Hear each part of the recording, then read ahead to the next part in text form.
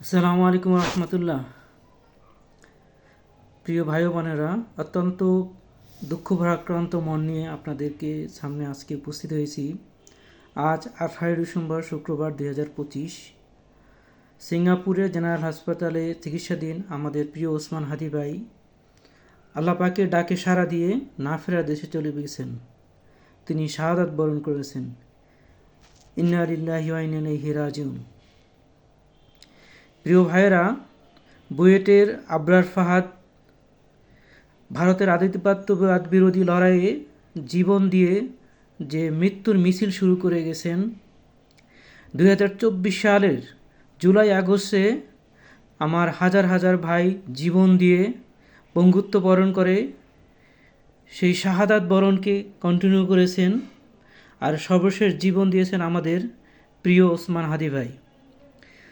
ওসমান হাদি ভাই ভারতীয় আধিপত্যবাদ বিরোধী লড়াইয়ের একটি মুখপাত্রে পরিণত হয়েছে। ভারত তার এই লড়াইকে সহ্য করতে পারেনি। ভারতের দালাল, ভারতের কৃতদাস আওয়ামী লীগ ভারতের এই আমাদের ওসমান হাদি ভাইয়ের কণ্ঠকে সহ্য করতে পারেনি, তাই তার উপরে তিনি আঘাত করেছেন। ওসমান হাদি ভাই ছিলেন স্বাধীনচেতা একজন মানুষ, বাংলাদেশের স্বাধীনতার পাহারাদার। ওসমান হাদি ভাই দেশের জন্য, মানুষের জন্য, এই বাংলাদেশের মাটির জন্য, এই দেশের পতাকার জন্য হাসি মুখে শাহাদাত বরণ করেছেন। তিনি সব সময় শাহাদাতের মৃত্যুই কামনা করেছেন। আল্লাহুম্মা জুকনি শাহাদাতান ফি সাবিলিক। তিনি শাহাদাতের মৃত্যুকেই কামনা করেছিলেন এবং আল্লাহ তার শাহাদাতের মৃত্যুকেই কবুল করেছেন। ভারতীয় আধিপত্যবাদ বিরোধী লড়াইয়ে বাংলাদেশের মানুষ যুগ যুগ ধরে, বছরের বছর যারা লড়াই করেছে, সেই সব মানুষের তালিকায় হাদি ভাই তার নাম লিখিয়েছেন। জান্নাতে হয়তো এই মানুষগুলো একত্রে এখন হাসবেন, একত্রে খেলা করবেন। বাট আমরা বাংলাদেশের যারা স্বাধীনচেতা মানুষ, যারা আমরা বাংলাদেশের স্বাধীনতা ও সার্বভৌমত্বকে সম্মান করি, যারা বাংলাদেশে ভারতীয় আধিপত্যবাদের বিরুদ্ধে সবসময় কথা বলি, আমরা যারা লড়াই করি, আমাদের জন্য হাদি ভাই অনেক কিছু রেখে গেছেন। আমাদের প্রতি দায়িত্ব রেখে গেছেন হাদি ভাই। দায়িত্বগুলো কি? জীবন দিয়ে হলেও জীবনের শেষ মুহূর্ত পর্যন্ত বাংলাদেশের প্রতিটা ধূলিকণা থেকে ভারতীয় আধিপত্যবাদকে নিশ্চিহ্ন করতে হবে। এই লড়াইয়ে করতে গিয়ে আমাদেরকে জীবন দিতে হবে, জীবন নিতে হবে, মরতে হবে, মারতে হবে।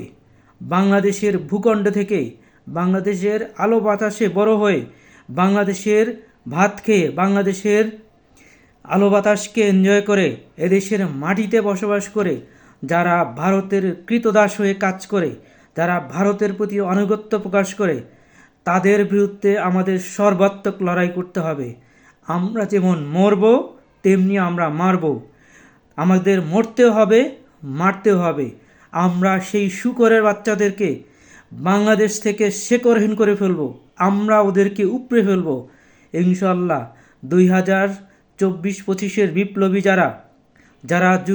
যারা বছরের বছর, বিগত 17 বছর ভারতীয় আধিপত্যবাদের বিরুদ্ধে বাংলাদেশে লড়াই করেছেন, বিশেষ করে 2024-25 যে অগ্রসেনানী আছেন, যারা বিপ্লবকে ধারণ করেন, যারা বিপ্লবকে সামনে নিয়ে যেতে চান, বিপ্লবকে তাদের জীবনের পাথর হিসেবে মনে করেন, তারা আবার ঐক্যবদ্ধ হন। আমরা হাদি ভাইয়ের প্রতি ফোঁটা রক্তের প্রতিশোধ নিব। বাংলাদেশের প্রতিটা বিপ্লবী হাদি হয়ে বাংলাদেশে ফিরে আসছে।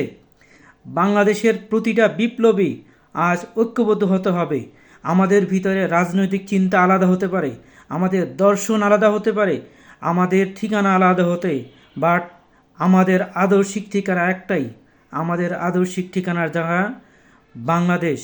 আমাদের ঠিকানা, আমাদের চেতনা হলো ভারতীয় আধিপত্যবাদকে কবর দেওয়া, ভারতীয় আধিপত্যবাদকে বাংলাদেশের মাটি থেকে নিশ্চিহ্ন করে দেওয়া। এই নিশ্চিহ্ন করতে গিয়ে বাংলাদেশে আমাদেরকে যদি আরও জীবন দিতে হয়, আরও রক্ত দিতে হয়, আমাদেরকে প্রস্তুত থাকতে হবে। এবং যারা বাংলাদেশের হয়ে বাংলাদেশে জন্মগ্রহণ করে ভারতের আধিপত্যকে মেনে নিয়েছে, যারা নিজেদেরকে বাংলাদেশের আজাদি মানুষ হওয়ার চেয়ে ভারতের গোলাম হতে চায়, তাদের বিরুদ্ধে আমাদেরকে চিহ্নিত করতে হবে, তাদেরকে তালিকাভুক্ত করতে হবে এবং তাদের বীজ দাঁত বাংলাদেশের ভূখণ্ড থেকে উপড়ে ফেলতে হবে, তাদেরকে নিশ্চিহ্ন করতে হবে। ওই সব কুকুরের বাচ্চা যারা বাংলাদেশের স্বাধীন চেতা মানুষদেরকে হত্যা করেছে, স্বাধীন চেতা মানুষদেরকে গুলি করেছে, স্বাধীন চেতা মানুষদেরকে গুম করেছে, আজকে তাদের বিরুদ্ধে প্রতিশোধ নেওয়ার সঠিক সময়। আমরা যদি সব কিছু স্বাভাবিকভাবে মেনে নেই, তাহলে মনে রাখতে হবে শত্রু কখনো থেমে থাকবে না, ভারত কখনো হাত গুটিয়ে থাকবে না।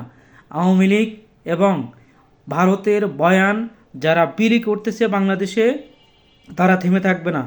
আমরা সতর্ক করে দিতে চাচ্ছি, নতুন মোড়কে নতুন নামে ভারতীয় চেতনা বাংলাদেশে যারা বিক্রি করতে আসছেন, নতুন চেতনার ফেরিওয়ালাদেরকে সতর্ক করে বাংলাদেশের আপামর জনসাধারণ, বিশেষ করে এই দেশের তরুণ প্রজন্ম, স্বাধীন চেতা তরুণ প্রজন্ম আপনাদেরকে কিন্তু দেখে নেবে।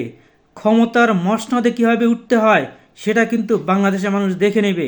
আপনি ভারতের চেতনা বিক্রির ঠিকাদারি বাংলাদেশে নেবেন আর বাংলাদেশে রাজনীতি করে ভারতের গোলামি করবেন, দিল্লির আনুগত্য প্রকাশ করবেন, এটা বাংলাদেশের মানুষ হতে দিতে পারবে না, কোনোভাবেই হতে দিবে না। আপনারা যদি বাংলাদেশে রাজনীতি করতে চান, অবশ্যই বাংলাদেশপন্থী হতে হবে। ভারতীয় আধিপত্যবাদ বিরোধী যে লড়াই চলছে বাংলাদেশে, সেই লড়াইয়ের সাথে একমত হতে হবে, একসাথে লড়তে হবে। যদি একসাথে লড়তে না পারেন, তাহলে চুপ থাকতে হবে।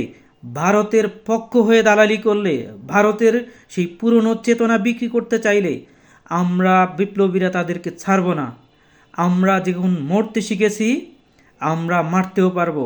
আমরা যেহেতু রক্ত দিতে শিখেছি, আমরা রক্ত নিতেও পারবো। আমরা জীবন দিতে শিখেছি, আমরা রক্ত বিলাতে শিখেছি। আমাদেরকে ভয় দেখানোর চেষ্টা করবেন না। বিপ্লবীরা মৃত্যুকে স্বাভাবিক ঘটনা হিসেবে মনে করে।